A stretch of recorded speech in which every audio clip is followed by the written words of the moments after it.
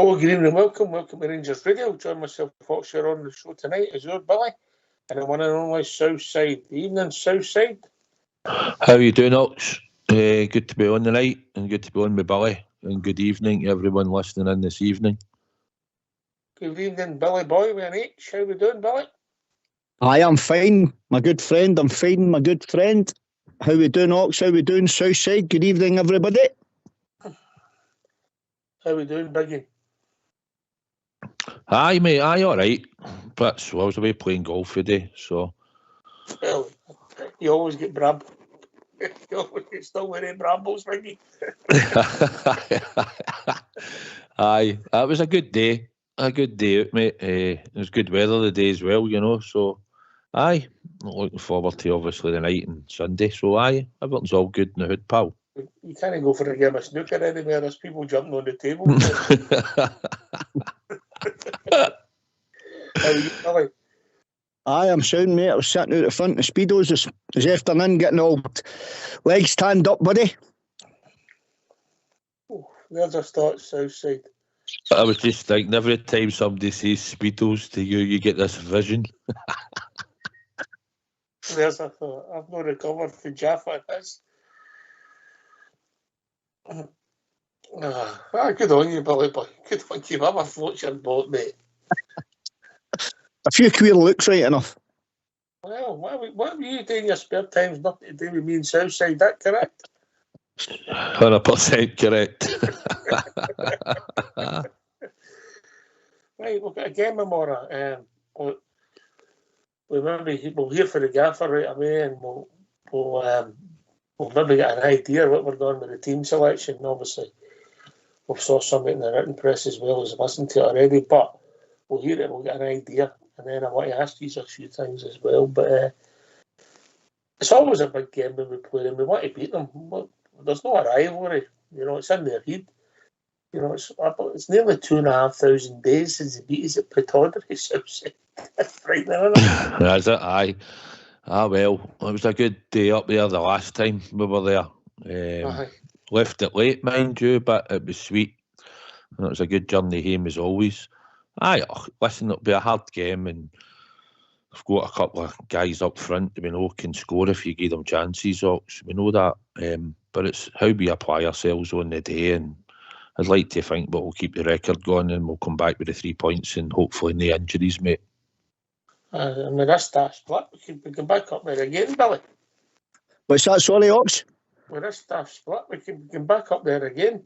Aye, there's every possibility, isn't there? Aye, that'd be a bra thing. Listen, they talk about the rivalries, as you said there, mate, but this all stems back to the don't tackle we and Durant, as far as I'm concerned. They're the ones that started all this nonsense, you know what I mean? Actually, I actually think it was before that, mate, I'm being honest. Well, there you go then, Ox. There you go. I think it came about for the 79 Cup final and the football changed, and then they had a good spell, and then when we took over for them. Aye, there was a lot of that. You've always sort of stuck to that one regarding that, and that might be the case. But it's always been a wee bit feisty when you got there. They've always had a chip in their shoulder up there. One team city, and we're not very welcome.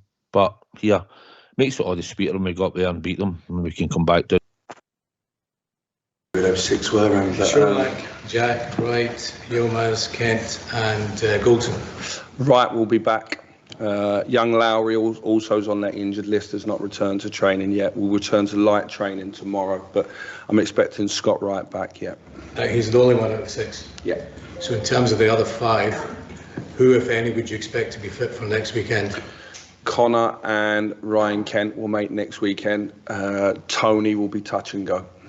Okay, just give us your thoughts ahead of this fixture. Of course, you got that win up there right at the end. Yeah, we remembered for Scott Arfield, wouldn't it? And, you know, the last couple of minutes. And, Scotty gives us a reminder last week of that as well, arriving late in the box. And he's made his career on that.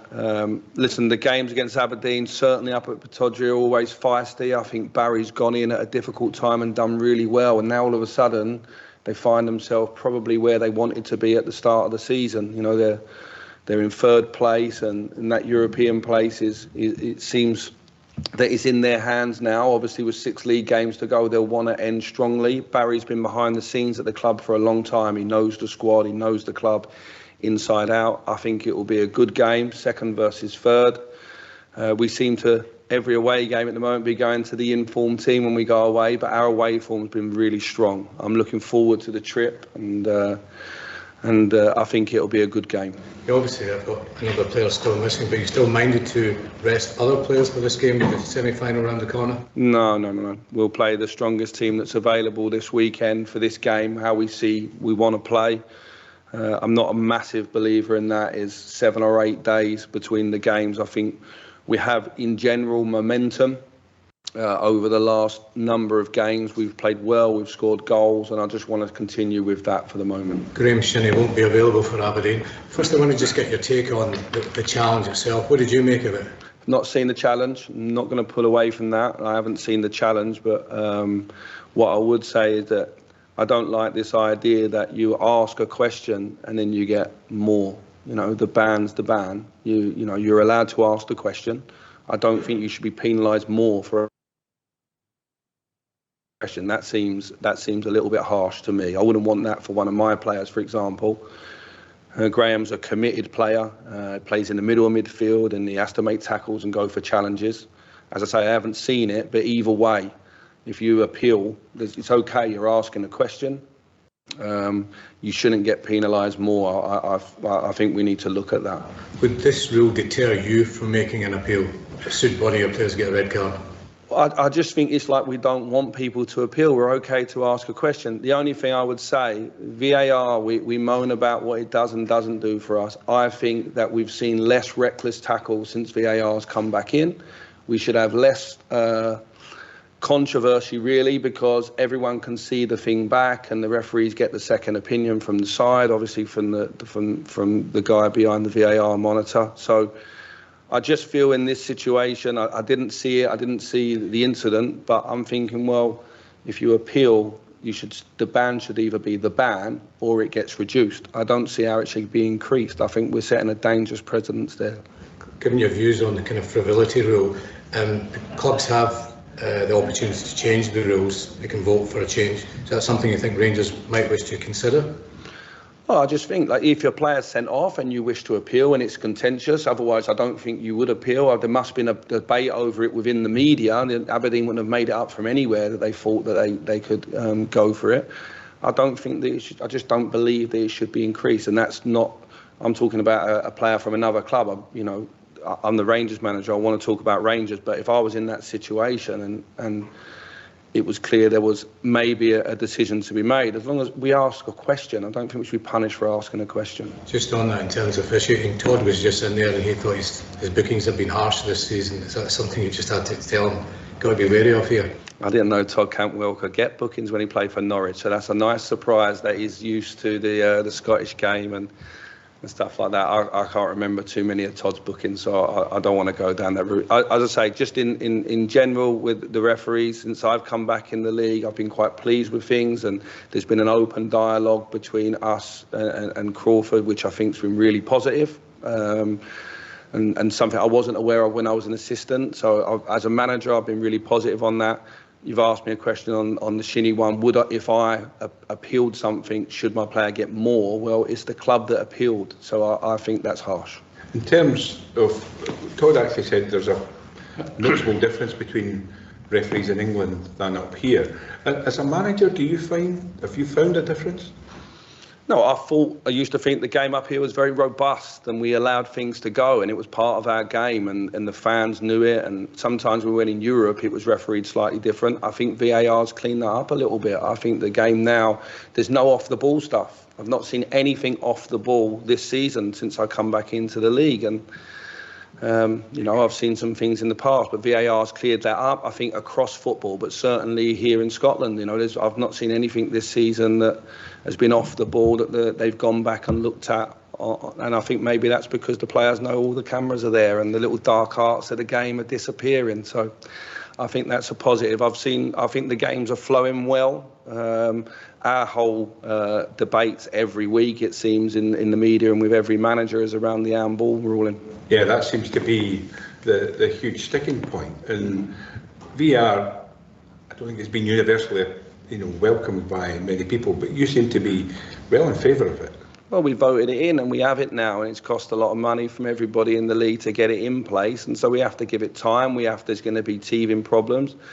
What I would say is I watched the Champions League game this week against two of the best teams in the world, and I'm not sure either of those were penalties either. And that's so, when we're pointing fingers, maybe we have to, when we're pointing fingers in our own league, maybe it's just that ruling. I think maybe we need to look at the handball rule. The officials can only apply the rule as it is, and their interpretation of it. And I think that's always going to be open to debate, but I think in general VAR has seen less reckless tackles, less off the ball stuff, and the game's flown more. So I'm still seeing some benefits from it.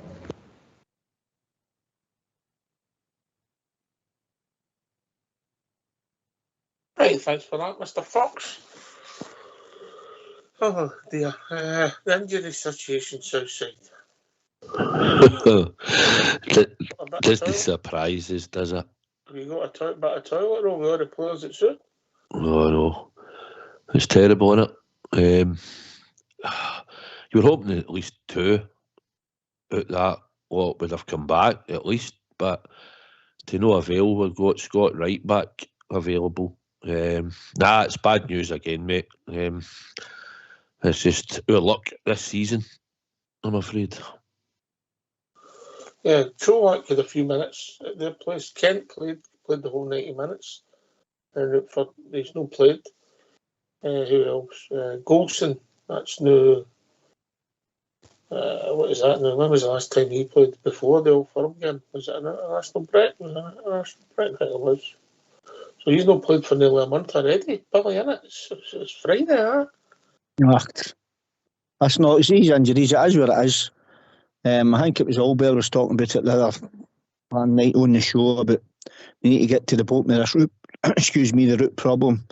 How these players are getting injured all the time. Is it down to training methods? Is it down to medical team? Or is it down to bad warm-ups or warming down? Or, you know what I mean? It could be a number of things, but one thing's for certain. I can't remember an injury list as bad as this in all the years I've watched the Rangers, because it's been absolutely incredible. But listen, it is what it is, and we'll just need to go with what we've got, mate.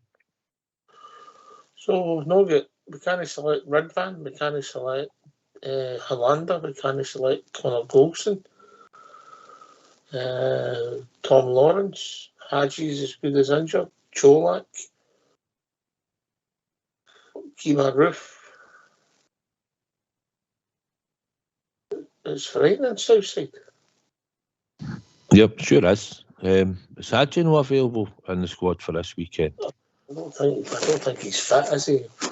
He probably needs games. He needs some game time, but I was wondering if he'd probably make the bench. He would like to think, no. If we were winning by enough up there, with a bit to spare, then you'd like to see if you could give him some game time. They're needing game time for him to try and get some match fitness. It's all right training. John Suter alluded to it. He'd been training for nearly 2 months, but it's match games, and due to Connor being out, he's got his chance again to rack up the games ox and get a bit more fitness into him, and let's get a good look at him again. Aye. So what we do know, Billy, is the chances are it'll be the same back four, huh? It looks like it, doesn't it? Obviously, with Golson not being available, I would go with the same back four again. I'm sure you'll be asking us for a team at some point. Be a back four, so I'll be status quo, Ox. Yeah, I'll be status quo. I agree, mate. Goalkeeping position, Southside, the same, status quo. Sorry, did you say goalkeeping? Aye, it'll be. I don't think anything will change until after the Scottish Cup, mate. I think McGregor will be in. Mm-hmm. All right, so that's for goalkeeper back four. And then we're into midfield where Ryan Jack, I've read today, and we'll hear the rest of the interview, but we'll get some snippets for the manager going forward. The VAR thing and the Aberdeen player, I get it, it's all about natural justice, whatever you like, you know what I mean, but we've not got a dug in the fight at the moment. Are we bothered, Southside? Nah, I'm not that bothered at all, to be honest. The only thing I've always sort of agreed on was when you go to appeal something, and if you don't get it, you add an extra match on. But nah, I couldn't care if he was out or in, to be honest, and I'm glad that he didn't really make much comment on it regarding the tackle. If he did see it or no. Nah. The media try to work him all the time, but he's quite a shrewd operator, Billy, isn't he? He is. They're always trying to put words in his mouth, isn't they? That's the impression you get. You know what I mean? They'll come out with these far and outrageous questions type thing. But I think he's starting to learn a lot now how the media works up in Scotland, and he's not giving him as much snippets as he used to do when he first came in, because I thought he was a wee bit guilty, just talking too much and giving him too much. You know what I mean? But I liked when they were asking him about the team selection players and all that. I mean, it wouldn't have mattered if the players were fit or no. Yeah, I'm sure he would have kept him guessing anyway, because he'd be wanting to keep his team up his sleeve for for Sunday against Aberdeen, and more so for against you know who next weekend, Docs. I don't think he'll be thinking about that till the game finishes on Sunday, Southside. It's about your season's gone. You couldn't plan it. No, you don't know what's going to happen after we're playing Sunday. But if I fling in, I don't think it'll change it, Knox. I think, in my opinion, it'll be Raskin, Cantwell, Lundstrom. I don't know, unless you think differently, but I don't think that'll change either. I'll tell you what we'll do. We'll hear the second part for Michael Beale, and then we'll be able to put all the pieces of the jigsaw together, Billy Boy. That's what we'll do, bud. Let's hear for the gaffer, Michael Beale. In terms of moving forward, yes, obviously the next biggest game is, of course, Aberdeen, but you must have an eye on a weekend Sunday, or have you? No, of course. The first game is this weekend, and it's a very dangerous game for us because Aberdeen are in a good place, and we're going up there, and they've played us twice since I come back in. It's the third game against them. It'll be the 23rd game, and I've played them 3 times. The games have been very, very close, so they'll be buoyant, and we're going up there. So my first focus is that. And then from the moment the game ends, I'll look to next week. It's a dangerous thing looking ahead too far, but of course we know it's in the background. It's impossible to be sat here with all you guys and not know. In terms of yourself, was there a social media post this week in Rome? Have you been on holiday? Or? No, I've not been on holiday. Obviously, I've been off working for the club and doing my job and off watching games. We played Saturday, which is nice. When we play on a Saturday, it gives me a chance at this stage of the season, when it's Saturday to a following Sunday, to go out and maybe meet some contacts or watch some games. And yeah, that's what I was doing. Important, of course, given that Ross Wilson's no longer here. How much more has that added to your workload in terms of looking at players and in the scouting system? No, like 2 things. Looking at players every minute of every day since I come in November. It's what I love to do. I love recruitment. I like looking at new players. I want to be excited coming in. I've said to you since the very first interview that there will be change. And you ask me every time I sit here, and every week I say, yeah, there will be change. We're getting closer to that. I've been heavily involved. Ross is more of the guy that would oversee recruitment and they would bring lists, but I obviously have my own list. We combine it all. Ross would deal more with the agents and the negotiation side. I would deal more with the player in terms of where does he fit, what do I want from him, and Todd would be able to explain all that to you from the process he went through. Okay, so Ross is not here. I have someone else doing the negotiation part, and I go on the road and meet the players as I've always done. So I'm a little bit more busy, maybe 10%, but we've got really good infrastructure and really good staff here. So Ross leaving is not as big as maybe 1 or 2 would make out. Do you see that as a key part of your role, though, to physically actually go and see players? 100%. 100%. We're in an age where data and statistics are thrown at you, but that's not really the game. You have to get under your eyes first. And then the stats have to back it up, and for me you have to sit in a room with a player and he has to tell you why he wants to come to Rangers, how he wants to fit, he wants to understand completely his role when he comes in, You know, if you're signing a player in the same position as somebody else, they want to ask the question if they're going to start or not. And all of that has to take place for me face to face. That doesn't mean that you don't have meetings prior to that, whether over the phone or via Zoom. But the most important thing is you're investing in people and they're investing in you. And those relationships are really important. For me, the relationship and feeling is massive. You know, the relationship you have with people, the feeling you have for the club you're going into, and the way that you play football and your role in it. And so for me, the manager has to be involved and he has to be at the front of it. So that hasn't changed with Ross leaving. It's just that obviously I'm more the go-to person right now. Are you having any of those meetings in Roma Barca? Any players obviously? Oh, I can't tell you that, can I? Like you did say though that you've been speaking to players this week. How would you say those discussions have gone? Really well. I'm really comfortable with where we're going. It's early in the window. Window shuts on the 1st of September, so it's a long window. It's clear that we want to have most of our work done early.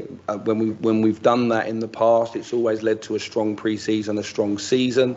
We know at the early part of the season there's European qualification in terms of the Champions League, which is really, really important. So there'll be some new faces on the first day of pre-season, and that's almost your first stage of recruitment to make sure that players are in. And then there's a second phase, which is the player trading that happens between July and September. All of those plans have been written, are in place, and the talks are ongoing. And the players you've spoken to, have they given an indication that they'd like to come? How close are you? Yeah, no, I'm keen. There's one or two things we're not far away from sealing, so I'm really happy. You spoke, Michael, in January about signing players who would who would grow at Ibrox and Campbell and Raskin. Presumably are good evidence of why you need to go meet these players and, as you say, get a feeling for their personality, not only what type of player they are. Yeah, listen, if you go and watch Nico Raskin in the stadium at Standard Liège, I've played against him in that stadium as well. It's a tight stadium and the fans are passionate, they're right on the team, they're expected to win. He's under 21 international, there was enough boxes ticked. And with Todd's played in the Premier League and he's played in some really big stadiums in some big games, and so there was no issue with either of those players. The big thing with those was explaining to them exactly how they would fit into the plans here, making sure that they were excited by that and were going to bring energy into the room, and they have done. They're at the infancy of their Rangers career. They've achieved very little yet other than some good individual performances. Can we ask about Ryan Jack as well? You didn't mention him as a longer issue for him. Don't expect him to be back next weekend. I think Ryan Jack will be 3 or 4 weeks. Michael, Ryan Kent's been heavily linked with Burnley this week. Says discussions have begun according to speculation. Are you able to update us on that and where the club stand with that rumour? I think they're in an embargo at the moment, so whether that's going to be lifted or not, but no, I don't know anything about that. You know, me and Ryan see each other every day. We're fine with where everything's at the moment. There's no news on Ryan's future, and when there is, I'm sure it'll be announced officially. There's going to be a lot of rumours because he's a player out of contract and he's a good player. Are you still confident that you can persuade him to stay here? It's not a matter of persuading. It's a matter of having a conversation and making sure we're on the same page. So it's not a matter of persuading. Why don't you give us a call on 0141 356 1972. It's your show. It's your platform. Let's hear from you.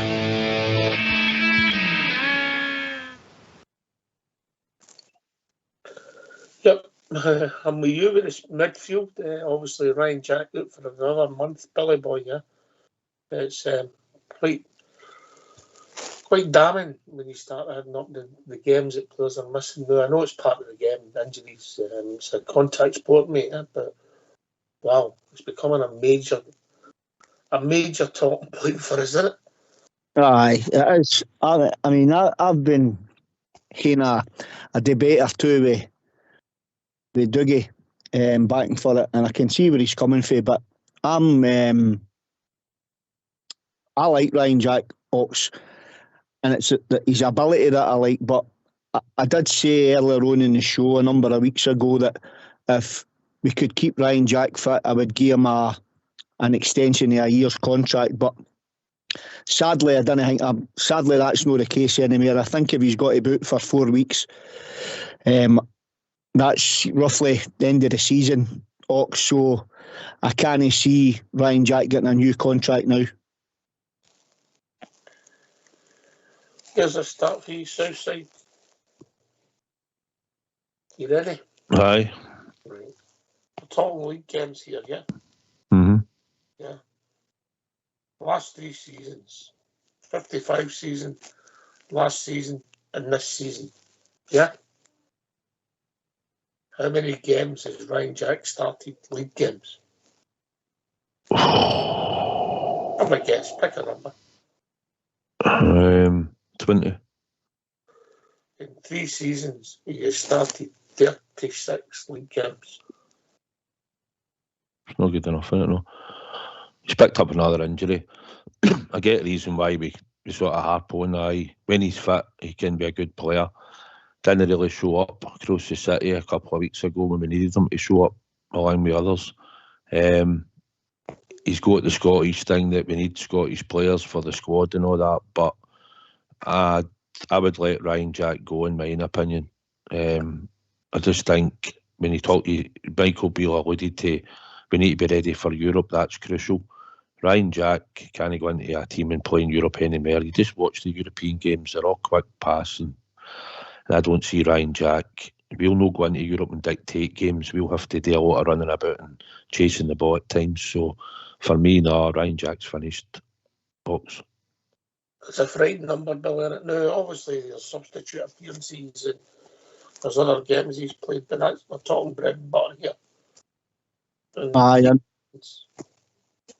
it is, Ox. It's not what we want. Listen, I'm sure we'll agree on Ryan Jack's ability as a football player. Southside rightly said there, I know he was one of many that never kicked a ball for us in the last game there across the city. But listen, these players do that type thing, don't they? But I can't see. It's actually, I'm actually quite. I wouldn't say sad, but I'm a wee bit disappointed with his injury situation. And listen, Ryan Jack will need to start thinking about himself now, because if he's out injured and he keeps getting injuries, that can't be good for the boys' health long term. Ox.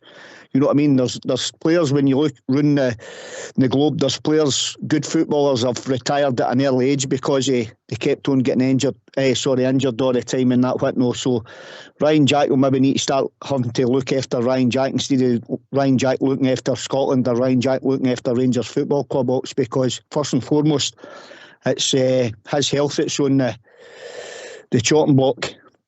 You know what I mean? Aye, but I'm just, I like Ryan Jack. When Ryan Jack's been in the team, the piece, he's been a success, Southside. Yeah. Aye, but I mean, Billy said, we can have an off day, but when you're looking for a contract, your experience, you've been there a long time. I see when the games come, you need to be stood up and be counted. And we were looking for probably a fit Ryan Jack standing up to be counted next week in a semi-final of the Scottish Cup, and dare we say he's out injured. So that's not good enough for us. He was a good player. He's just Is the ship sailed? in my eyes, the ship sailed, Ox. But a lot of people. Sorry, mate. I should have mentioned ships. Carry on. Well, I know. But you know, I just think in my eyes, we're trying to go forward now. We're trying to build. We're looking to get a bit of freshness into our squad and that. Ryan Jack was good probably 2 years ago. You know, and it's time that we probably have to move him on. Michael Beale might see different in the club and he might be there next year, and if that's the case, so be it. But I just think we needed him to turn up in the big games, and there's a big game next week and he's missing through injury. Aye, 36 starts in 3 seasons, but when I look at that economically, it doesn't make sense, does it? Is that in league appearances, Ox, or is it cup games? In total, he started in the last 3 seasons. He started, let me see, 55 games in 3 seasons, mate. Even that's starts at 18 a season, mate. And you're playing 38 league games, so he's only really starting off a league campaign. No, that's the total. That's total starts in right. year and everything. Yeah. Aye, well, that's even worse, isn't it? 55, so averaging 3 seasons, just over 18, mate. So, in all competition starts. Now, there is substitutes appearances and that, 23 substitutes appearances, but we're talking about start fitting in the team, no coming back for injury, no playing for the last 10 minutes. We're talking about starts. He'll be a first choice player for our team. Economically, Southside doesn't make sense, does it? No, and at that time, probably Connor Golson and Tav's played about 180 games, you know, and he's contributed to what he's contributed to. Look, he's been a good player, and he'll probably still be a no bad player if he moves on to another club. But we just have to move on. You know, we've seen players come, players go, players that we loved and worshipped, and they leave, or they have to leave because their time comes to an end. And this is, we need to rebuild. And in my eyes, Ryan Jack can't go forward, but because we can't rely on him regularly. So that's the way I see it, Ox. The stats sadly tell me that, Billy. Aye, listen, Ox, I was just thinking something there as well. When you think about it, when you throw these stats about, it beggars a question then about the signing policy in the first place. Who okayed or the Ryan Jack signing gone in that medical evidence then, didn't it? Well, he signed for us in 2017, mate. Mm-hmm. You know, you're going back. But even that season, Southside, they only started 17 league games, but I think he was suspended for about 20 of them with the sending offs he got, didn't he? He got a couple of sending offs early in that. No, Billy's been, we had a lot of good games for Ryan Jack, and he was fit for quite bits of time, but he has took time out, and he's had a couple of hefty challenges that put him out as well. And then obviously I think he had an ongoing injury with his back or whatever. It was slightly maybe misdiagnosed, he said, and was causing him hip trouble or whatever. But he's been a good servant, by the way. He's done well at Glasgow Rangers, but I just think it's time to move on. That's it, really. Time to move on. Aye, we wish him all the best, don't we? Whatever outcome. I'm just saying that when I look at the numbers, as much as people like Ryan Jack, and I like Ryan Jack when he's in the team. I fit Ryan Jack and get about the pitch. He gives you everything he's got. But you're no good to the club sitting in the stand that regular, Southside. Nah, not at all. Because when he was on for him and he was fit, he can be a good asset to the team. But we've got Raskin and Cantwell, and I think we're going to look to try and add another couple of midfielders in there. So I just think, and I know people say, well, he'd be a good squad player and that. Aye, he might be, but then it comes into wages and contracts and that, and for me, no. But like I said, he's been a good servant, and it's just he's getting niggles and wear and tear, and unfortunately we need players that can turn up week in, week out. All right, so that sort of alludes to go back to the team for Sunday. So I think it'll be obvious it'll be Lundstrom and Raskin playing the two, yeah? Yep. Yeah, Southside. Aye, mate, aye, they too, yep, 100%. And then you've got, it looks as if Alfredo will definitely start up front because he doesn't go with Sakala in that role most of the time. And Cholak's injured as well. Billy. Yep. Aye, we've got 1, 2, 3, 4, 5, 6. 6 gimmies already, haven't we? So we've only 3 to really debate here. I think it'll probably be Cantwell, Tillman and Sakala. Looks that way, if I'm honest, Southside. Aye, 100%. That's the team I think. That's the team that started last week, wasn't it? Aye, pretty much. So, aye. So, needs must, and then we'll see what it takes us. I just keep getting attracted to the injured players, mate. It's frightening, the money. To help us, you take the money we've paid this season, and for some of them a bit longer, Southside, it's been out the door. I know every club gets them, but wow, it's been tough this season, isn't it? It has been, and because the budget's so high and we're looking for these players, don't get me wrong, a fit Roof would obviously contribute, and he's one of the players that we see very sporadically now for a long, long time. And also he's away now to the end of the season, as he said. So, and obviously Hollander, probably our best left-sided centre back. And again, a long, long time since we've seen him. Try to get Hadji back and that, but the catalogue injuries has been terrible, Ox, and it's hopefully a good pre-season, and maybe we'll see less injuries going forward next year. That's all we can hope. So I think we all said they weren't fit enough to start the season. The season before, when they were running into extra time and we were still the fittest team on the park, we looked a long way off that. So I think we've just got to look to next season when they come back, fitness levels. But they've still got to do a job while they're here now, and Michael Beale's got them working harder than he did under Gio because of the way we're playing our football. And that might have led to certain strains and whatever, but I think there's a lot of wear and tear in the squad, mate, and I think that's why it needs refresh going forward. Just to gear us start the same period, the last 3 seasons, Tab started 100 league games, mate. Exactly 100. Right, aye. You know, it was quite interesting as well, Ox. I don't know if you can dig this one up. Between Gio and his tenure, obviously for the start of the season, and then when Michael Beale took over the reins, I'd like to know how many of the same starting 11 we've actually put out in the park. Maybe 2 or 3 weeks in a row. But I'll tell you one thing, I don't think it'll be much more than 3 weeks in a row. That just shows you how hard we've had it with injuries. I think you'll be lucky if it's 3 weeks in a row outside that. The same 11. Aye, probably. Well, we reckon we'll put the same starting 11 out on Sunday. And let's be honest, if none of the players come back for injury, you'd probably think that'll be the same 11 that'll get the following Sunday. Because how else can we really change it?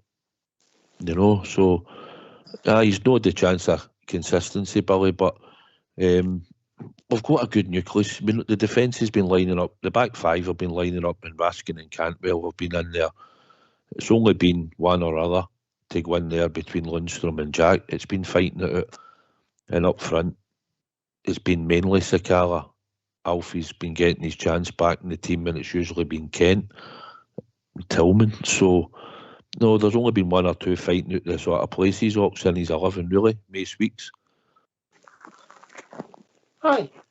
Listen, I'll ask the listeners this. Do they agree with yours? I think the 3s agree with Sheik Cond, and they gave him a round of applause. And Ryan Jackson, another one, he's maybe contracts up at the end of the season. You also agree with our starting 11, which we're struggling to name a different one for Southside. Aye, well, that's the way we see it. I mean, the only other way you would, I don't see him happening, but he might fling Matondo in, slightly different, but then you're looking at who he would have to take out to do that. And I think Tillman probably stays in the team, and I think Sakala will go into the team. He's usually quite good away from home. I think Aberdeen will come and attack us, Ox.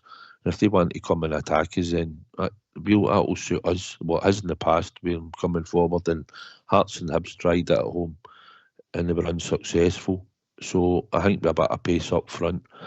I think he'd probably use Sakala, and I think it'll suit us if Aberdeen come and have a go at us. Aye. I agree, mate. I agree with you playing Sakala on the left of the forwards. Billy? Aye, that's exactly right. Ox shooting right out on the left-hand side. Excuse me, with Tillman as the 10 and Cantwell down the right, Ox. That's my thinking. Southside? I think Cantwell will just sort of float about. Predominantly, he might start on the left. I think Raskin might sit slightly to the right and Lundstrom more or less in the middle, but they'll probably interchange a wee bit. I don't know how if he wants to drop Lundstrom to pick the ball up, he'll have a way of playing. He'll look at Aberdeen and he'll know where their weaknesses are. But I think Tillman anywhere up the front, Sakala will buzz about. Probably start left, I would think, but you could easily swap the two over. You never know. at times. But no, I think we can hurt Aberdeen through the middle, and I think down the flanks we like to get our fullbacks down there.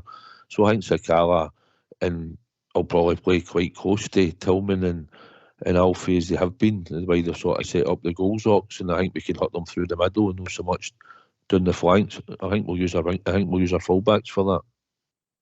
Absolutely no chance that Glenn Kamara starts for you, Billy?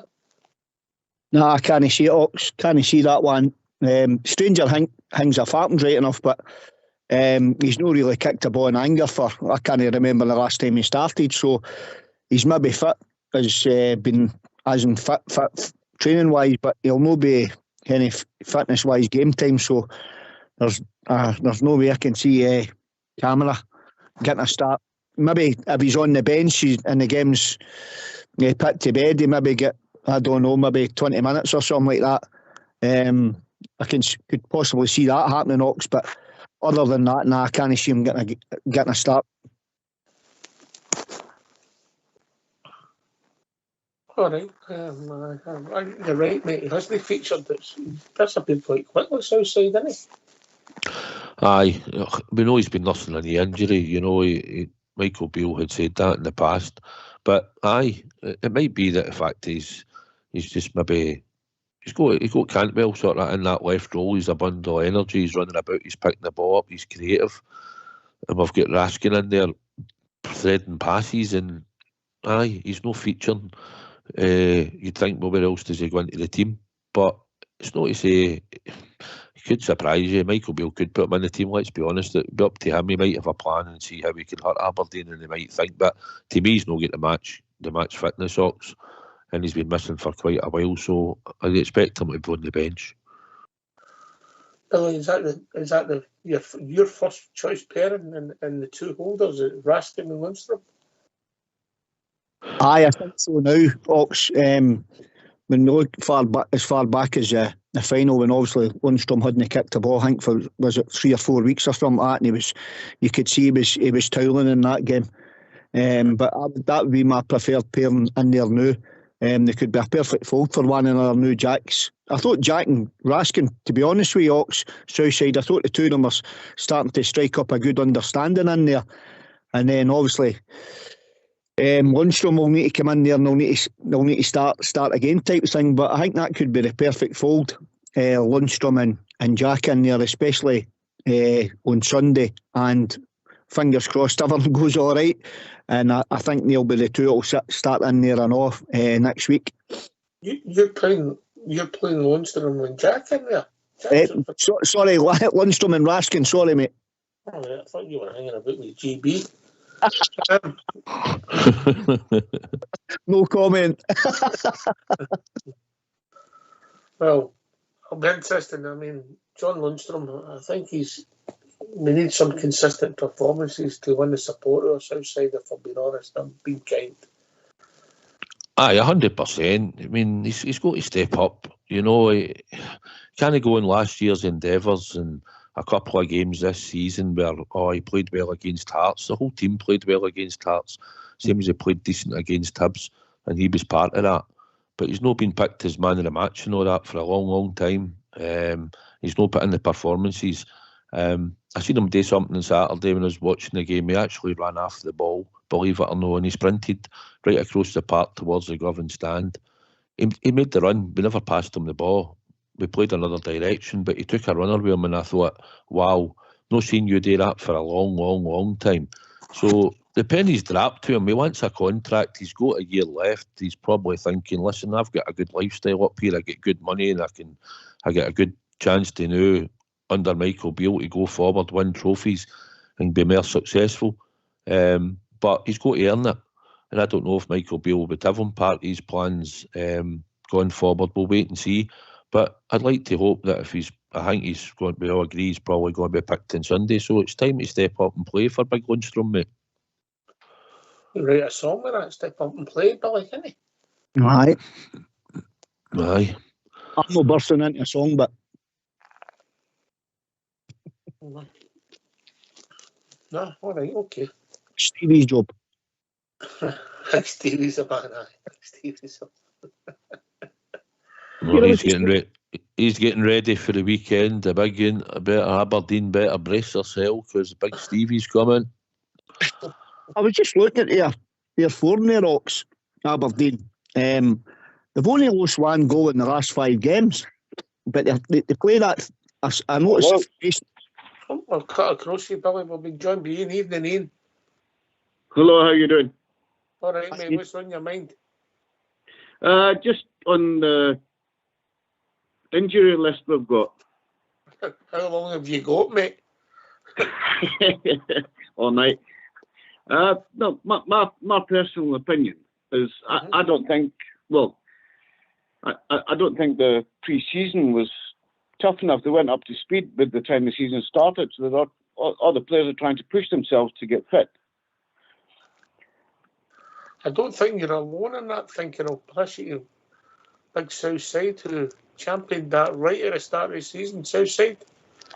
Hi, Ian. I think, see, when we come off for the Europa League final, and I think we only had about a 6-week break, but I don't think the team were anywhere near as fit when we seen them going on during the season than they were under Michael Beale and Steven Gerrard for before that.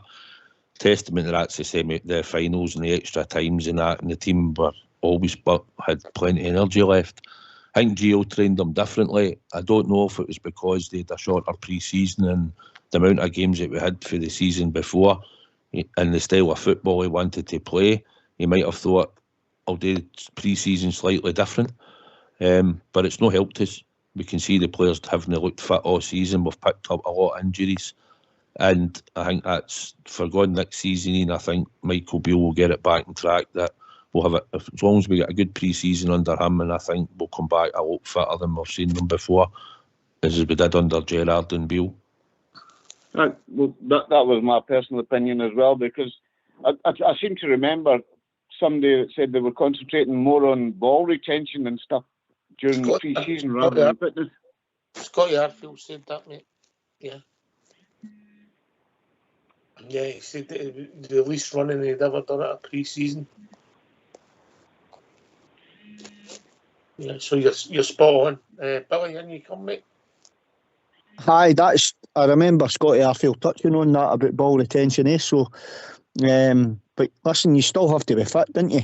It's all right playing a certain standard or to a certain formation or whatever the case Gio wanted today, but you've still got to be in tip-top condition for 90 minutes, haven't you? So that's entirely correct, Mucker. So you can see, listen, the difference when you look at the two different managers with their fitness-wise, it's like chalk and cheese, isn't it? So you can see how Michael Beale's try to get more minutes into the players' legs, and he's got them pushing on and trying to kick on, and the tempo and the high intensity that he wants his team to play. So, like Southside said, he's bang on. When we get a good pre-season under the Pool's legs, every one of them, and the ones that's going to be here, the new players that's got to be coming in, and any players that's maybe contract suit or whatever the case may be, if they're got to be here or they're not got to be here, I'm sure they'll get a good pre-season under their belt as well, because we've got to be ready for the European football qualifiers coming up as well. So we'll need to be right on the button for that, and then as soon as that kicks off, then we'll be right into the league. So we'll be all guns blazing in the summer, I'd imagine. Well, I'd hope so. That was what my thinking was. I mean, the year we went on to 55, they played, how many games did they play at the end of the season? 180 minutes or whatever it was. But they never dropped their intensity.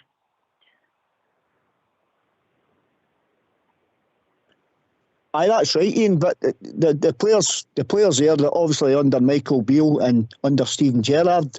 But you could see that that's entirely correct regarding the intensity in games right through it. It didn't matter what competition it was. I mean, we were flying in that. Let's be honest. Let's be honest. Yep. For being honest, Southside, yeah. We got it right, but if you think back to the pre-season, Stevie G's last one, the impressive one was the one when we went to the tournament in France. Tranmere and Partick Thistle and that wasn't a great pre-season, was it? But No, I remember looking at John Lundstrom that day. Oh, he was in shocking condition. But I know, listen, maybe you should take him up with Gull and Sands, you know what I mean, back to the old days. But no, I think we'll probably get a better pre-season this year. We need to be up to speed, because let's not be kidded, the league's the main priority. We need to get back to winning, but European football, we need to try and get through these qualifiers. And teams in Europe are quite fast, and you've seen the ability of some of them, and it's a fast-moving game. You need to be an athlete, so we need to get a lot of speed in that in our team and get them fit. So, no, I've not got any worries, Ian, about the start of the players' fitness for next year. Gio inherited. No, I wasn't. Gio inherited. Gio inherited the fitness of the squad. I thought, Gerrard and Bale. I think Gio thought they would still be fit for the previous season, and he had a different mindset, didn't he? maybe he just overthought it, mate. Maybe too much. Well, that's my own personal opinion. It doesn't mean to say I'm right, but it's just the impression I got. I don't think you're alone in that. I agree with you, and I think the two panelists agree. Southside and Billy. Aye, 100% agree with you, pal. 100%. Aye, mate, I'm the same, buddy. Yep, bang on, buddy. I'm sure Michael will have a proper pre-season, and we'll come back a lot fitter anyway. Hope so, mate. And I mean, if you look at the pre-season, how many injuries did we have the season we won 55? It wasn't many. And there was nobody out for longer than 3 or 4 weeks, as far as I know. Let me think back. I'm sure came out with me. I missed a few weeks. I think Tav was out for a bit in that season as well, wasn't he? That's when young Patterson came in, wasn't it? Aye. And Hollander had an injury, because remember Jack Simpson played a few games. Right, but I said 2 or 3, so we're in the right frame of mind there, aren't we? And else on your mind, Ian? No, I just hope we go up to Aberdeen and give them a gubbing them up on Sunday, and then win the semi-final next week. Yeah. Same as us, Billy Boy. Aye. What's your this maybe sound a silly question, Ian, but I don't know if you listened to Michael Beale's interviews there in the 2 clips that the show played there, but would you go along with the teams that we've been the starting 11 that we've been speaking about, or do you fancy somebody else? I would. I think Michael Beale's been quite cagey. I think, personal opinion, I think Kent's going to stay. Fred, Alfie's away, McGregor's away. But I think between himself and Ryan Kent, they've come to some sort of agreement that he's not letting any secrets out. So, yeah. Oh, God, I think Southside's just fell off his chair, Southside. So I was just going to say that. Oh, you're kidding me, Ian. Honestly. See the thing about Ryan Kent, I've listened to him there. Ryan Kent's a good player. Me and Ryan's on the same page. And he's talked about Ryan Kent. It doesn't. I mean, when was the last time Ryan Kent had a man of the match performance? When was the last time you could say he cut through defences? Anyway. He's cut through defences and set up. I think last year he had 3 goals and 17 assists. I don't think he's a future. I don't think he's a future for Rangers going forward, Ian. That's my own opinion. I was just answering the question of what my thoughts were and what Michael Beale said about him. Mm-hmm. I hope Michael Beale's just talking him. Ian, let's Southside them, I'll bring you in, mate. Go on Southside them, I'll bring you in. I think Michael Beale's talking them up. I think Michael Beale probably knows deep down what's probably happening. Listen, if Michael Beale decides that he wants to take Ryan forward, Ryan Kent forward with him in this new squad rebuild, fair enough. Who am I to argue, right? But I would say, look at Ryan Kent's performances for the last wee while. He needs to turn up in big games. He needs to start dictating play. He's a talisman. He should be getting on the ball, and people say, well, he runs off the ball and takes players away. But for me, he should be doing what Todd Cantwell did. I know St Mirren were dead in their feet at that time near the end of a game. Yeah. But that's what we're looking for. Potential like that. Todd Cantwell to pick the ball up and go and do something like that. We expect that for Ryan Kent, and he doesn't do it very often. And I just think it's another one that's been here. Thank him for what he's done. He's had a good year last year in the Europa League. You can't live off what you used to do. Look at his last two performances against them across the city. No good enough. So for me, Ryan Kent's another one, along with Alfredo. The two of them can go, mate.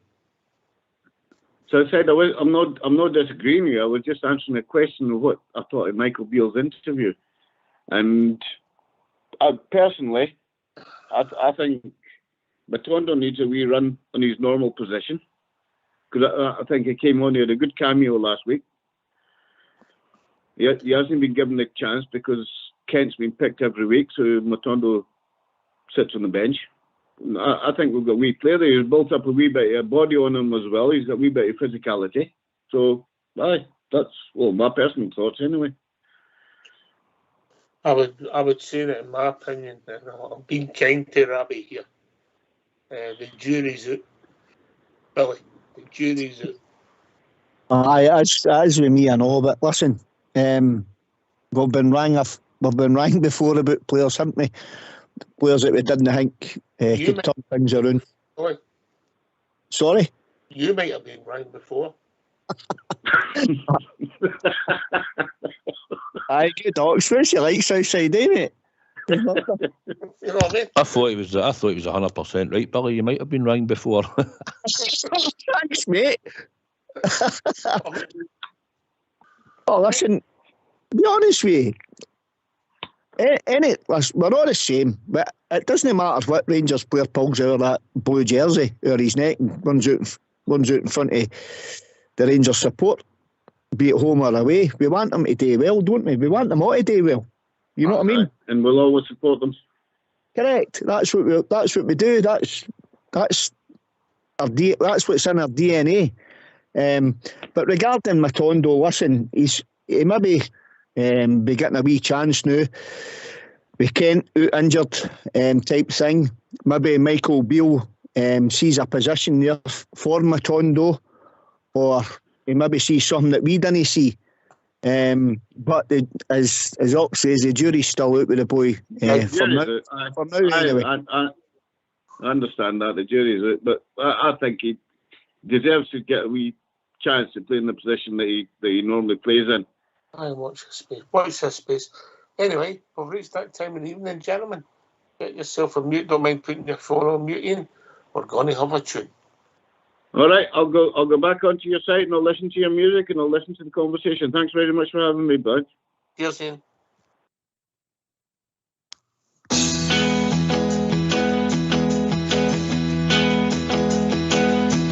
I sailed the wild Atlantic across the broad Pacific shore.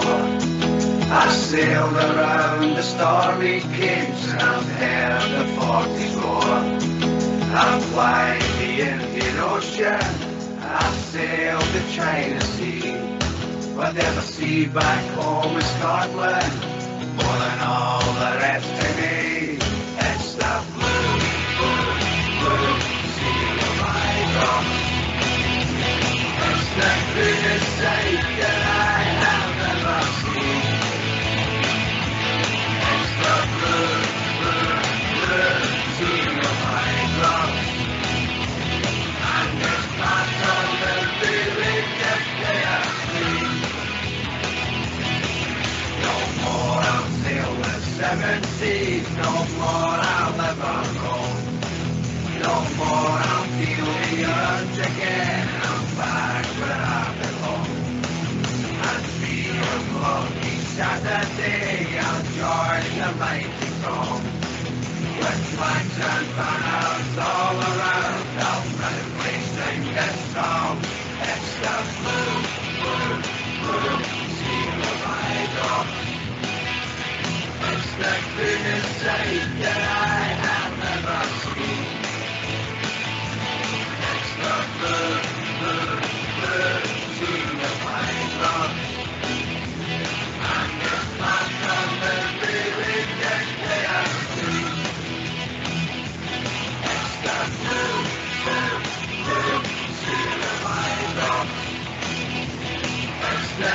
mistake that I have never seen. It's the routine of my love. I'm just myself every ridiculous dream. I'm just myself every ridiculous dream. Why don't you give us a call on 0141 356 1972. It's your show, it's your platform. Let's hear from you. Okay, gentlemen, we've been joined by another gentleman, Blue Star. How we doing, Blue Star? All right, Ox Chair, Southside Billy. How you doing? How you doing, Blue Star? All right, mate. I was all right up until I heard that interview for our manager the day, guys, and it set me back a good bit. I need to be honest. I'm mega worried about our way going forward. Anything happens to either of our two midfielders on Sunday, hopefully it doesn't, obviously.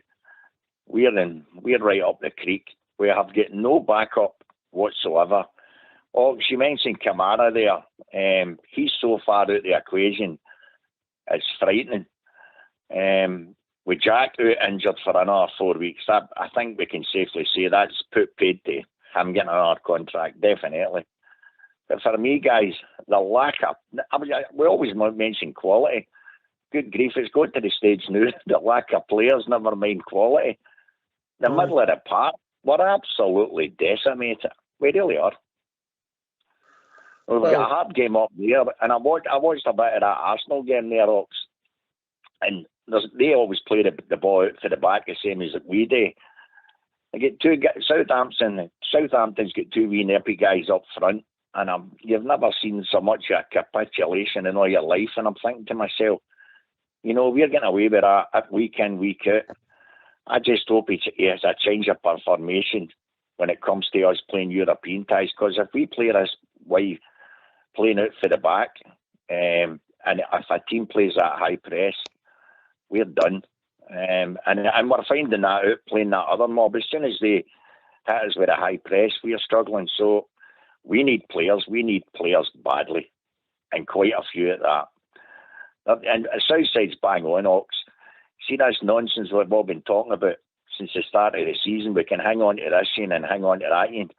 Quite frankly, there are very, very few of them. We know we're going to have to hang on to most of our backline. Although, for my contacts, I'm told Davis will be put up for sale in the summer. He's not happy with him at all. Kamara's definitely been told he's off. So I'm hoping that he's being ruthless, because he has to be. He definitely has to be. 2 transfer windows, most of that team will not be there, Ox. And that includes Taven Goldson. Absolutely. We've got no pace through that side. None. But I think the point that Blue Star made when he first came on, if Raskin and Lundstrom and Davis and Suter were to run into each other, will that be bones in me? Aye, we are. We're looking for Arfield to come into the midfield or something, and Kamara, if anything happened to them. But Blue Star, I think he knows that,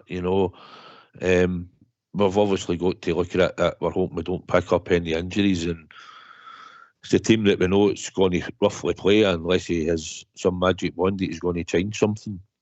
So, Blue Star, I think it's good to hear his interview that he's going to meet the player like he said, and they went through the process with Todd Cantwell. So he knows what he wants. I just don't think that squad that he's got can do what he really wants to do, and we're not seeing what it will do next year. So I'm just hoping we've got a 1 game season, next week. This is it, So, and I think even after that, and if we can if we're going to a Scottish Cup final, I still think he'll make changes, Blue Star, when he gets some players fit. I think he maybe see Ross McCrory come in and play. No Ross, I think me in it, Robbie. I think he will make changes, but I think not really changing now, McCanny, up until the game after next week. For me, guys, I think, I says to you, Ox, a fortnight ago, I would like to have seen Matondo, and I know what we all thought of him, but as I say, the one game I think I clinged on to was against West Ham. He tore them apart. He was the best player in the park for me. So the very fact he's got that and his capabilities, it's about our manager keeps telling us how he can get the best out of players. He gave them a wee half an hour last week. I agree with the last caller. I think you'll see a bit of him tomorrow, but I think he's a nailed-on certainty for to play against them next week. Certainly for one half anyway, because he can't rely on Kent. There's absolutely no way he can rely on Kent. Remember, he's run out of options, Ox, to be quite honest. He doesn't have the players. He just doesn't have the backup anymore. He's got nobody he can hang his hat on. He hasn't. Remember, he's coming back from injury as well. As frightening as it is, but you know what I mean, Ox? There's no anybody that any of us can think of throughout that whole squad that you can even change it up a bit and play somebody that you think he can get a turn out of. There's nobody there. He's got nobody else to fall back on. That's how threadbare he really is. It's so sad. With the injuries, I've never known anything like it, you know. I've never known anything like it. Have you, Booster? Have you known anything like it? No, with that amount.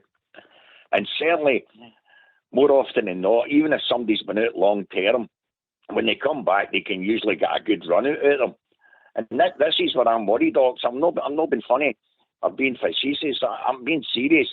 You look at it like a Goldson. We know the amount of games that he's played over the last 4 years. It's absolutely unbelievable. And the same goes for Tav. So it means now that any injuries they pick up, the body can't keep doing that. And that's what's wrong. And I think that's partly, much as I don't like him, and that's again, we're so bereft of talent that he's getting games. That's definitely what happened to Alfie Tay. Played him week in, week out, even when he was carrying knocks. The body doesn't keep doing that. We've all played football, we know the score. You get to a certain age when you've played so many games, the body doesn't recover. And that's what's happened to Jack. And I hope I'm wrong, but the same thing's happening to Tav and the same thing's happening to Goldson because of the amount of games that he played. And it certainly happened to Alfie because the wee guy, he doesn't even look, he's a shadow of the player he was, an absolute shadow. And we're so bereft of talent up front that we've got to play him. I mean, there's no way any of us would be playing Alfie now if we had other options. Let's be truthful about it. And that's the situation that we're in. He has to play him because there's nobody else. Cheers, mate. Yeah. Well, we picked 11 players tonight, Billy, and we never deviated. So I think we're agreeing with Booster. Aye, all day long, Blue Star. We're definitely doing to the bare bones, as Ox said. We're super light. It's like the walking wounded, isn't it? The way we're the new, and it is concerning because I'll tell you, we know what this game's got to be like Sunday first and foremost. Never mind next week when we go up to play against the Sheep, because you've got to be right up for it as you always are. We all know that they've got to be flying into tackles, and the last thing we need is one or two of your players limp off injured, especially with this game coming up next week. Then when you look at the game next week, players coming back, if they are fit and available, then they're not obviously got match minutes in their legs, Blue Star. So we'll just need to hope that either Michael Beale has been just kidding his own regarding what kind of lineup he's got to put out on Sunday, or he's going to go with his strongest 11. I mean, we all know that the league is over, but it's not over. It's mathematically impossible to it's over type thing. But it'd be a crazy man to bet against the league leaders and who wouldn't it? So we just need to wait and see what happens on Sunday, and we can only take it from there. But it's certainly concerning, Blue Star. It definitely is, buddy.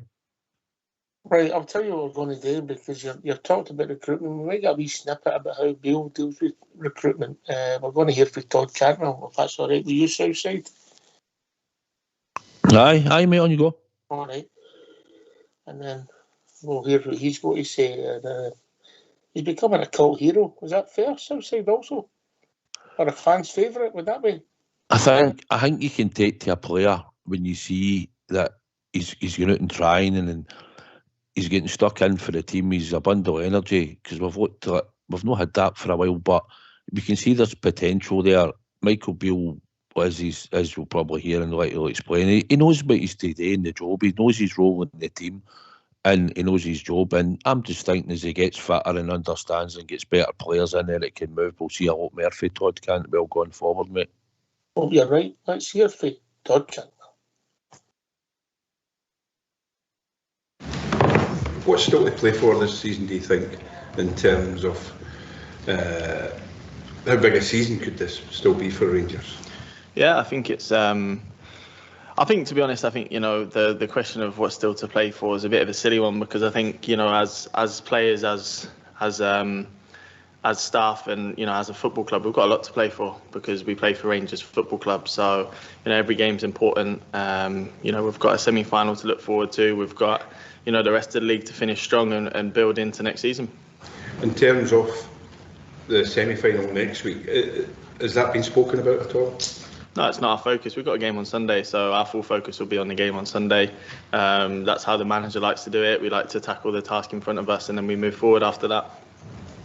You look at your performance at the weekend, you feel you're just getting stronger and stronger every single week at the moment?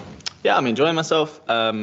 Like I said when I first came here, the manager's going to give me the freedom to play the way I want to play, and I think you're starting to see that at the moment, where I'm starting to pick up the ball in lots of different places, and try and contribute to the team. Do you think once you get a pre-season under your belt as well, that you can take yourself to an even higher level as well? Yeah, definitely. It is a momentum thing, football, and it's a form thing. So I think when you're playing and you're enjoying yourself, you just want the next game to come. So right now, that's my full focus.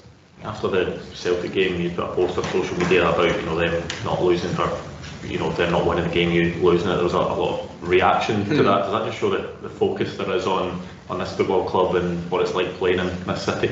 Yeah, definitely. For context, it was more our mistakes that felt like we gave them the win. I think that was quite obvious, but it was quite easy for people on Twitter to have their fun with what I really meant by it, let's say. But listen, look, the fans were obviously disappointed with the result, as we were. So for me as a player, I just wanted to make sure that I hadn't gone silent, and that we didn't win, so I don't want to say anything type of attitude. So win, lose or draw, I think you should always interact with the fans, for sure. Is that a big thing, sort of stepping up and taking accountability?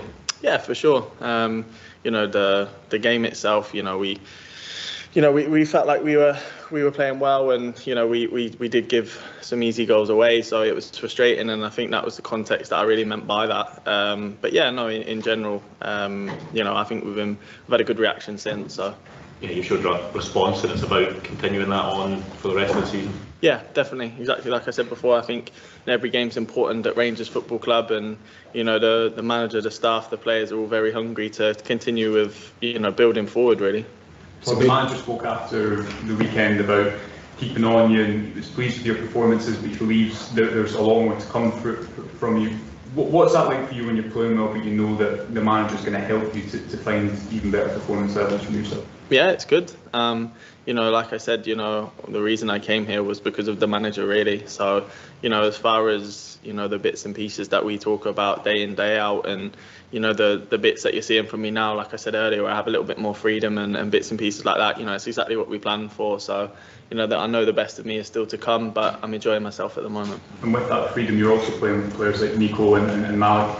You've not played that much with them. How much more can that relationship develop, and how good do you think you can be together in that midfield? Yeah, I think we can be really good together. We get on off the pitch, which is important. I think, like you said there, we haven't had loads of opportunities to play with each other at the moment. But I think each game we're looking stronger as we play together. And again, I think at times we've got to take a little bit more ownership on dictating games ourselves. We all like to play with each other, so we've got to show that and give the belief to the manager in that sense. Todd, on the social media comments, were you taken aback with the backlash? Nah, that sort of stuff really doesn't bother me. It doesn't faze me at all. I know it's easy to sit here and say, but if it really bothered me, I wouldn't have posted in the first place. So what did it tell you to kind of make future comments on social media? What was that, sorry? Wouldn't it tell you to make future comments on social media? No. Listen, social media is an interesting place. There's a lot of people that make a living off just quoting little bits and pieces, and that you don't say anything, you're hiding, you're not interested. You do say something, it's the wrong thing to say. an interesting place to be, I'll be honest.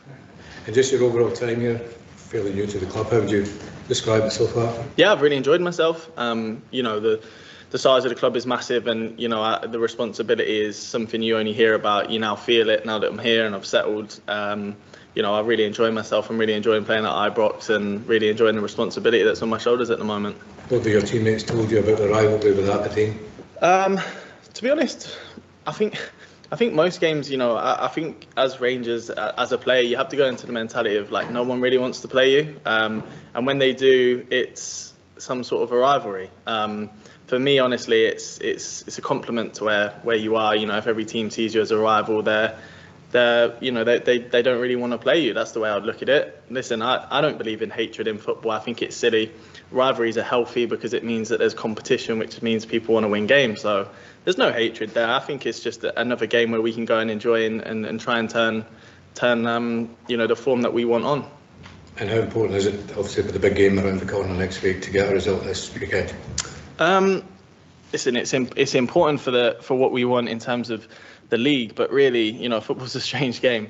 So, you know, you could lose at the weekend and win next weekend, and you know, there is really no sort of follow-on. I think it will be two different games. I think the way we're looking to play against Aberdeen may slightly differ to how we'll play against Celtic. So I think, like I said earlier, we've got to prep for the game ahead of us, and we'll move on to Celtic next week. Did you see the tackle from Graham Shinney, which means he won't make it on Sunday?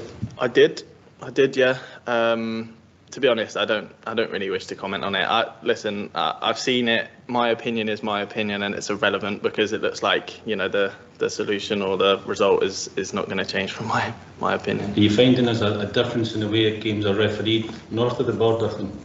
It feels that way. It feels that way. Obviously, I have to be very careful what I say. But no, it does feel that way. I think, you know, it's not easy to be a referee. Let's be honest. It's not easy to be an official. You know, if a decision goes against you, you're fuming, and if it goes for you, you know, you're the happy team. So I think all players and all managers can ask for is consistency. If a decision's wrong and, you know, it leads to games changing, then that's where the anger comes from, because, you know, it can be deciding, you know, more than just the game itself. It can be the league table and stuff like that. But listen, we just want consistency as players. There is an art to tackling, though, isn't there? Does this make you think about it even more? Yeah, I'll be honest. Yeah, it does make me think about tackling. I mean, I've picked up so many yellow cards since I've been here. I don't think I've ever been booked as much. But yeah, that's something that, you know, like I say, listen, referees, all you can ask for as a player is consistency. And listen, players can get things wrong as well. It's not just refs. Can you speak to referees up here?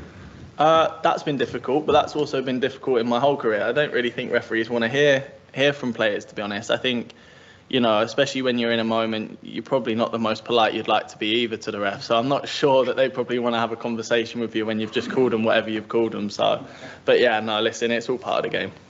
Dodgy, hit the gritty celebration after you scored at the weekend. Can we expect to see that? Maybe not a trademark. Listen, with my celebrations, I just like to enjoy it. It's just a sign of me enjoying my football. You know, when I'm not scoring, then then you've got to worry. But listen, there'll be more celebrations to come, I hope.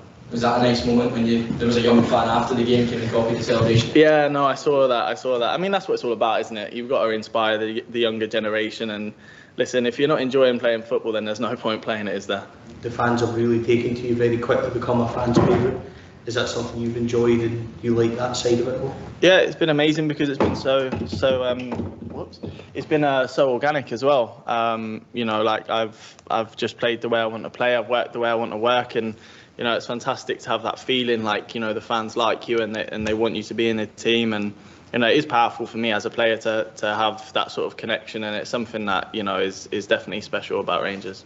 You said as well that that's happened organically. I think that's right, because we first spoke about what type of player you were when you first came here, and you were keen to say it maybe wasn't what we thought, and that's really showing through. You put in a lot of work in midfield, and you're actually kind of like, the fans have really taken to that side of you. But we saw another side last week when you assisted for the fifth goal for Scott Arfield, when you burst past a couple of players. You're really showing that kind of side to it and linking up, and the numbers are starting to come. Is that something you want more of? Yeah, I think every player wants to be involved in those sort of numbers. you know, like I said to you, I remember saying when I first come, you know, I don't prioritise my game on numbers. I prioritise it on results. Listen, I think the position that you play in definitely alters that. I think if you're playing higher up, it is a responsibility of yours to come in with that. So for me, just you know, come good towards the end of a game, which is a fitness thing. Yeah, it's fantastic, and like I say, I'm really enjoying my football. Thanks for that, Fox. What an articulate young man, Southside. Yep, came across well in the interview.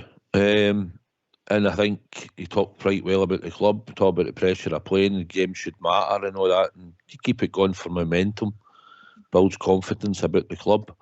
So I thought he spoke very well, Ox, and the subjects he was asked to speak about. I'm not so keen on players coming out and tweeting or saying things before games and after.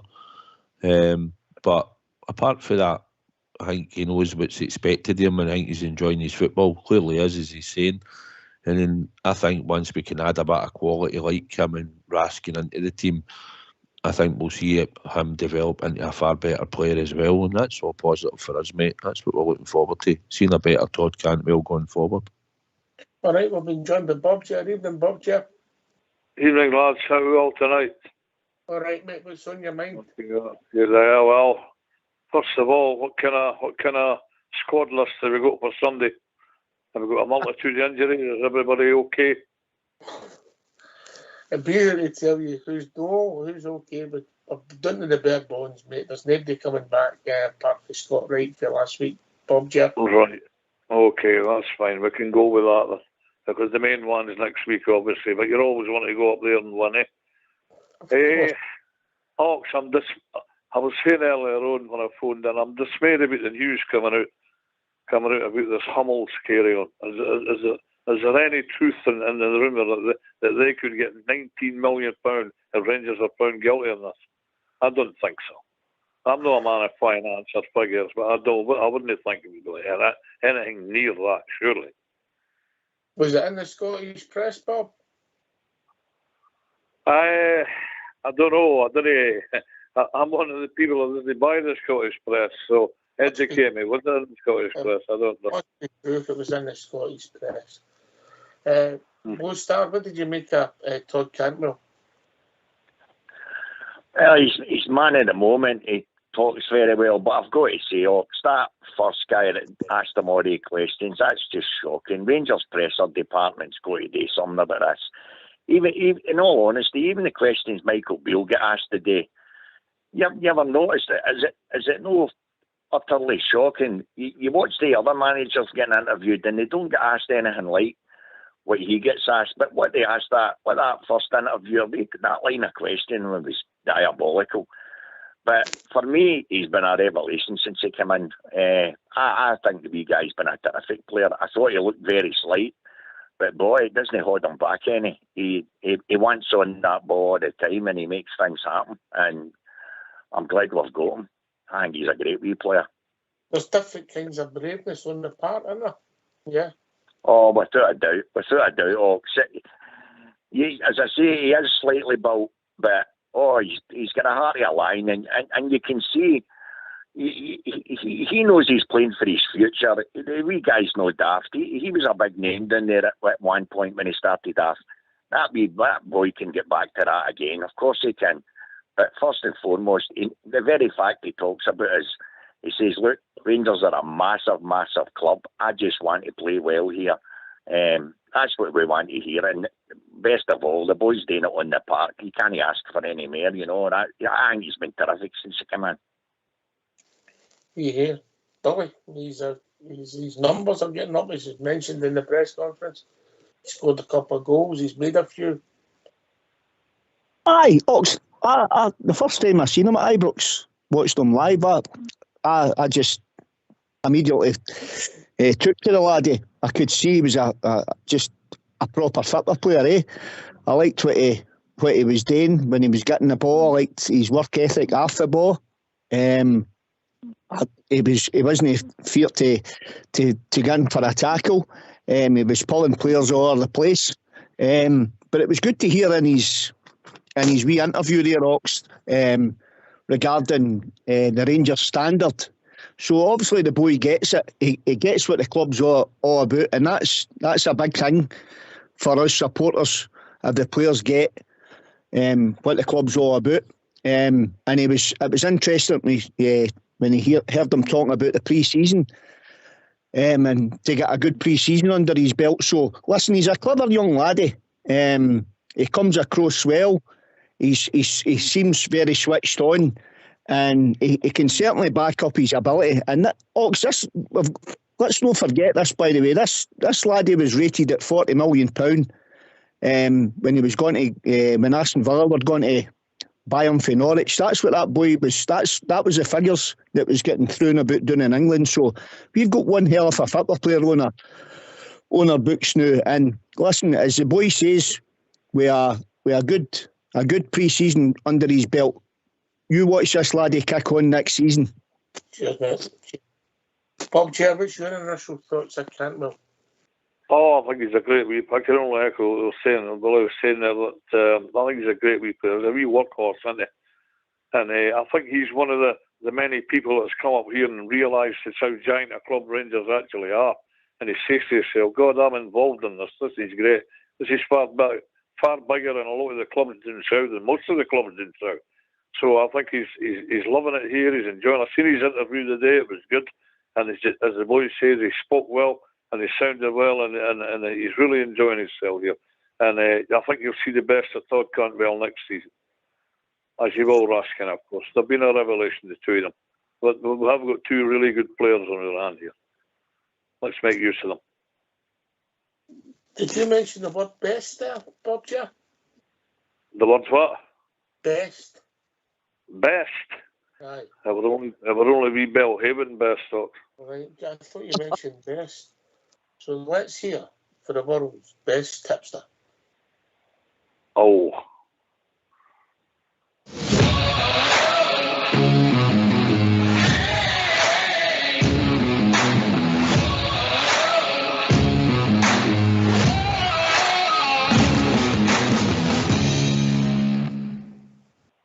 Hi, welcome to Southside Super 6 for April the 22nd. My first selection this weekend is Bolton to beat Shrewsbury. My second selection is Derby County to beat Burton. My third selection is Plymouth to beat Cambridge. My fourth selection is Sheffield Wednesday to beat Exeter. My fifth selection is St Mirren to beat Kilmarnock. And my last selection to make up the six is Wrexham to win at home against Bournemouth. If you take all tick selections, it pays 14 to 1.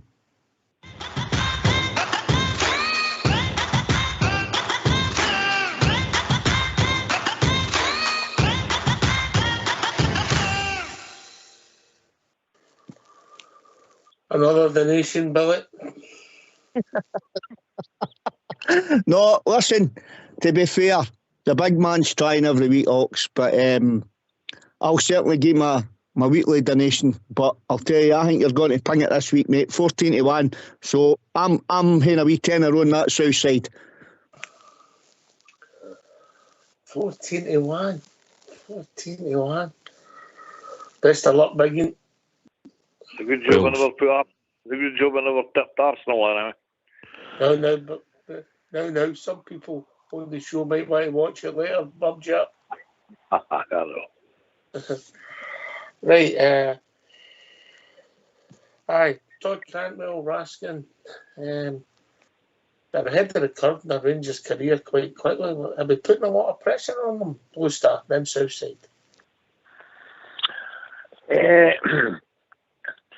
Probably are, but at the same time, the two of them came from biggish clubs. The two of them have played for their previous clubs, so it's not as if they're like wee Lowries. It's not really had chances, but they've certainly come in and grabbed it. And the very fact that he's saying there, when he's saying that the two of them are pals after Park, him and Raskin, and he's saying we want to be dominating the midfield more. I love hearing that. That shows he's got a bit of bottle. I love to hear that. The boy's obviously got confidence in his own ability, and you can see it. He's riddled with the ability, and that's exactly what we're needing now. No, I don't think we're putting too much pressure on him. I think, especially him, I think he's thriving on it. He's telling you straight he wants in that team. That's what we want to hear. That's what we want to see. You know, so as long as he keeps producing, he'll be in it. Southside. I think it's when you go and buy a player, and it's at the age that we're going to buy them. I think Michael Beale alluded to Raskin playing at standard age and that, and he's possibly going to play under 21 championships in the summer and that, and he's got a bit about him, and this is the next stage of his development, and he wants to come now and try his luck at Rangers, and we can see we've got a player there. He's a forward-thinking player. Cantwell the same, but same as earlier Blue Star, we signed Joe Aribo at that age, you know, and he didn't kick on his first season really, no, and that's been a bit frustrating at times back then, but eventually he gets it. It's about probably getting the demand of having to win every single week and the pressure that brings, and then having to compete in Europe. Some of these players have never been exposed to that, like Malik Tillman, but we had to expose them right at the start, same as we did Leon King, you know. So when we go and purchase the players, I think it's good that Michael Beale's going to speak to them, and he's going to give them a specific role. He's going to speak to them and they know their job. And I think if you're giving a player that clarity of his role in the team, then I think that's what he wants to hear. And then it's down to them to go out and perform. And if they can handle the Ibrox crowd, the expectation and the pressure, then you will succeed. So hopefully we can see that Raskin and Cantwell at the moment manage to get it. Tillman's getting there. He just needs to step up in the bigger games that we ask our players to do.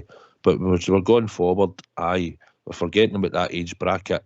They need to really fire for next season going forward and take the pressure that comes with it. Is this a good thing, Billy, when you buy players in the January window? You've got this few months, you're not looking for a lot for them. They get to settle in and then they're ready to go for next season. Is it a positive about bringing players in for January? Aye, well, it could be, and it couldn't be, couldn't it? It all depends what way you look at it, and then for talking sake, what kind of players come in. Some players will hit, like, for talking sake, Tillman. Some players will not come in, they'll hit the ground running, whereas other players will come in, they'll hit the ground running. What I like about these two, with Raskin and Cantwell, Ox, I mean, to answer your question regarding pressure, I think there's pressure on any Rangers player anyway, because it's a different pressure. It's a different mentality at Rangers, because we've got to win every week. That's what's required. That's what the demands of playing for Rangers Football Club are. But listen, I think these two lads, i.e. Raskin and Cantwell, I think the two of them have got that mentality, and I definitely can see that the two of them get what's required to play for Rangers. And that can only be a good thing, Ox. But as I said, some players hit the ground running right away, and some don't. That's just the way it is in football, isn't it? Well, to be fair, there's some of our longest serving players, Blue Star, with these run again without getting injured, you know. Cantwell. Well, that's the thing as well, Ox, isn't it? I mean, would they go starting all the games if we'd have had let's be honest about it, a decent playing staff as such? Probably no. So he's obviously had more games probably than even maybe he thought he would have got. But he's grasped it, and he's producing on the park, and you can't ask any more. I mean, our manager keeps telling us the players that he brings in next season, they're going to need to hit the ground running. So you can't have it both ways. You just say it yourself sometimes, if they're very young, then it maybe is asking a bit much. But the likes of Cantwell's case, I mean, if he played games in that Premiership, so he knows what it's all about. But he's grasped his opportunity, and even if we had other players there now, I think the manager would find it very difficult to keep him out, because he's been producing, and that's what he's there for. But I mean, they're young and they're grasping it, and they're getting a grasp of the club and what it means, and that you can't ask any more. And it's great to see. What's his position for you, Bob? Joe? Todd Cantwell. What's his position for me? Mm-hmm. Well, I mean, he's playing in his preferred position in news, you know. And I'm just like everybody else. I'm really pleased with the performance of Todd Cantwell. He's been a revelation for you, come on. Workhorse player. And like I said there 5 minutes ago, he's realising the size of the club, realising what it means, and he's becoming quite a hero with the fans, I believe. And yeah, I can't wait to see him next season. The guy the lad, he was highly valued during England, very highly valued, and it never quite worked out for him. It's still quite worked out for a lot of them down there. But if he comes up here and he proves himself, well, then you go, yes, Todd Cantwell, a success and a hit for me. And I can't wait to see him with a full pre-season under his belt. Really good player. What's his position, Southside? I think he's very roughly plays the now. I know a lot of people say he's a number 10. I mean, that might be the case, but I think then we'd need to get somebody on the left-hand side there in midfield that would do the sort of job that he's doing, running about, tackling, trying to be creative if you want to move him a step further forward. Now I'm just happy that he's in the midfield, getting stuck in, looking for space on the ball. He's creative, he keeps his head up, and he's just a breath of fresh air. And if he can add goals into his game, I think it maybe gets him a freedom and Tillman a freedom, where they two are relying on to get on the ball and go and create something, which they did between them on Saturday without Ryan Kent in the team. If Ryan Kent's in there, he's another one that's responsible. But so maybe with him being out the team, it's putting an onus on these other players to go and do something. And we see Todd Cantwell gets himself in the box for a move for Tillman, Sakala, Tav to him. So that was positive to see. And hopefully, I just think anywhere around about the midfield docks, just buzzing about, getting on the ball and picking it up and just getting driving. But I think next season, I think when he gets the right players with pace and whatever he's looking at, I think his role might slightly change. But I'm just happy to see him where he is, mate. He's doing a great job. All right. Billy, he scored 2 different goals arriving in the box. The one at Motherwell, and then obviously that was a nice move last week. It's something we've not had, apart from Scotty Arfield getting in the box and scoring goals. If he can chip in with similar numbers to Scott, maybe even more, because if he's playing more consistently, he'll be an asset. Eh? That's entirely right, Ox. You're looking for your midfield players you're looking maybe between 12, 15 goals a season off these type players, aren't you? And that includes all your midfielders type thing. But he likes to make the runs as well, and I liked his run there that he scored at the weekend. I loved that across that defender. That's a brilliant run. There's no a defender in the world happy when a midfielder or a striker makes that run, because they don't know where to stand up or try and put a toe in for the ball or try and defend it, because if they mistime the tackle, the player's down in the box and it's a penalty kick. And I like players like that. That's clever when they're making their runs, Ox. You know, so the boy's he's definitely hit the ground running.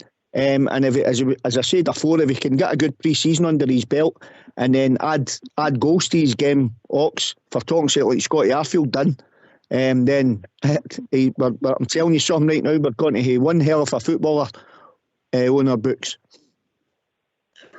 All right, okay. I'm enjoying him. He's got something different. He's got ability. Well, a lot of players they've got ability. Big Tillman's got ability. Hadji's got ability. But you need to see them on the park to judge that Blue Star. Absolutely. But the thing is, we Cantwell, he's getting far more mobility as well as ability than the likes of Hadji and that. You're talking about Arfield there. Arfield makes the late runs into the box, but Arfield can't pass the ball about or make the runs that Cantwell does. Cantwell's a workhorse, but he's got the mobility. I mean, the guy's back defending, and before you know it, he's back up in attack. For me, you can play him anywhere across that midfield going forward. And as you say, once he's had a right number of games under his belt in a pre-season, he'll learn that getting forward into that box, and I think you'll probably find he'll be shooting far more as well, because that's one of the things I've noticed about him. The last number of games, he's had quite a few shots. Granted, a few went off target, but the very fact that he's trying it, he's got that in his locker, so a lot more to come to him, but the signs are really good. He's a player. He's way above the talent that he's playing against every week, so the boy knows that, so he's only going to get better. Aye. Okay. Right, Bob, what's your thinking for Sunday, mate? I'll just with the usual, go up here and this lot will try and turn it into a battle. And then you tell you all what they think he is. And it's a rough, tough game with a series of bookings as usual. But I'm sure we can beat them. I think we'll beat them 2-0. Then you go, that's my prediction for Sunday. We all can only turn up 4 times a season. It's all been said, it's all been done. And it'll be a repeat on Sunday. And I think Rangers will win. It's hard to believe, Southside. It's over 2,300 days since we've lost up there, and yeah. Aye. Listen, I mean, we Dukes obviously scored quite a few goals this year for them, and I'd expect him to probably try and play in between Tav and Suter, because that's he sort of comes down the left, and they've got that other boy Mikowski or something, whatever he's called, Belofsky or whatever. He's scored goals, so we've got to make sure the defence is tight on Sunday and we're not getting anything away. And I think that they'll come and have a go, because they've hit a bit of form and they're at home, so you'd like to think that they will come at us, and if they come at us, hopefully our players will go on the ball and we'll make the right decisions, and it's just picking the players out and putting the ball in the back of the net. And if we do that more times than them, then we're going to come back down the road happy. That's what we look for. But it will be a hard game and it'll be physical, but you've got to go and win your individual battles. Players have got a lot to play for. They'll all be wanting to make sure they're in that team the following week. So it's about applying yourself properly, and it'll be a tough game, but I expect the Rangers to win. Billy? I mean, I just touched on it. I think it was before Blue Star came on. I think they've won their last 6 games and they've only conceded a goal. But listen, they're playing 3-5-2, and we all know what happens when teams play 3-5-2 against Rangers. We can open them up. But they'll certainly hear a go, mate. And if they come out and hear a go, that'll suit Rangers down to a T. It will be a battle, as Southside said, and as long as we win our individual battles, we'll be right enough. Listen, I can see, to be honest with you, I can see a comfortable victory for Rangers on Sunday. And for me, my prediction for Sunday's got to be 3-0 to the Famous. All right, Bob, yeah. Hello. Aye, I think we'll go up here and beat them. This isn't the best Aberdeen team we've seen. And the way this league's went this season was, I don't think I've seen the standards so bad in it. And they've won, if you say, half a dozen games on the trot. But this is something else to face on Sunday, and they know this. But as usual, you'll go up there, it'll be a hard game, a tough game, as it always is. But they'll come out, and the boys are saying they'll come out, they'll have a go, and it'll leave space. And I think Rangers will have too much fun. I certainly hope so. Anyway, I think so. All right. As long as we come out it with a rake of injuries, I think.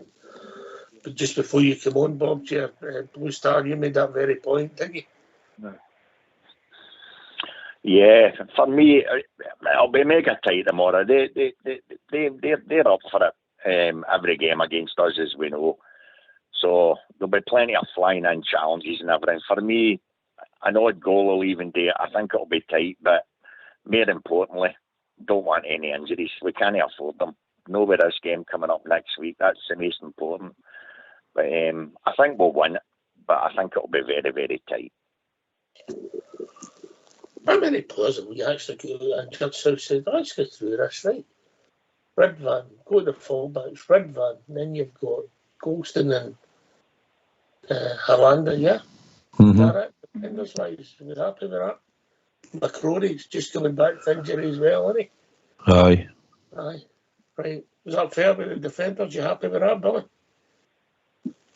Sorry, what was that, Ox? I never caught the end of that, mate. You happy with that? Say aye, Bill. Aye. Aye, yep, aye.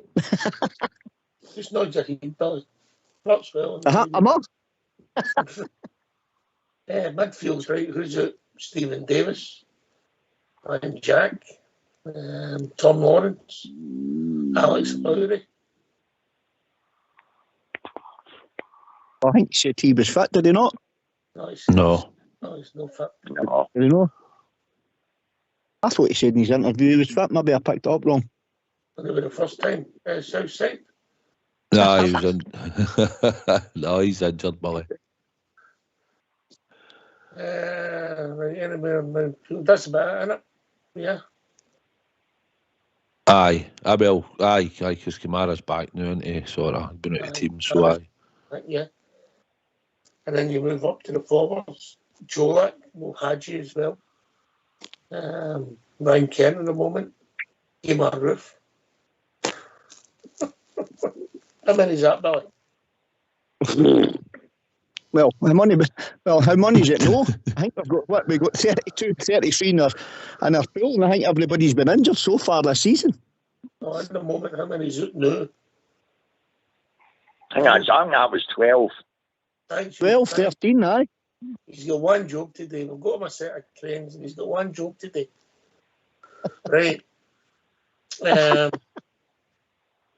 I'll put that green one away. Right. 12 players. 12 players. It's pretty frightening. Most time, and some of them are long term. Well, that's the thing, Ox, and that's how without being pessimistic, that's how I'm worried now, because the likes of Goldson and Tav, they were two stalwarts. The games that they've played over the last 4 or 5 seasons is absolutely incredible. Now you're seeing, with the amount of games that they've played without breaks, that the body just doesn't sustain that. Therefore, we niggles creep in and the niggles become long term. As I say, you only need to look at Jack, and Jack's not played anything like what they've played, nothing like. And we thought last week he might have been back this week, and he hits you the day he's out for another month. It's absolutely frightening. So, guys get out of that 25, 26 mark now. Quite honestly, this season, it's been a non-starter for us, Ox. That is the truth. I kept saying you couldn't blame injuries. Now I'm of the thinking, because of the amount of long-termers that we've had, you can this season, without a shadow of a doubt. We've had far, far too many players cropped, and for long periods of time, and still are. So there's a big contingent, and there's a lot to that. I mean, look at the boy Lawrence, for talking sake. He played 1.5, 2.5 games, and we thought maybe we kept getting told he would be back definitely January. Then he's out for the season. It's absolutely criminal, and yet he played basically the whole of last season for Derby. So it shows you get to a certain age, you can play so many games. One injury just becomes one too many. And that's my fear for this sort of longer term guys we've got. So you've just got to pray that we don't pick up any more, especially on Sunday.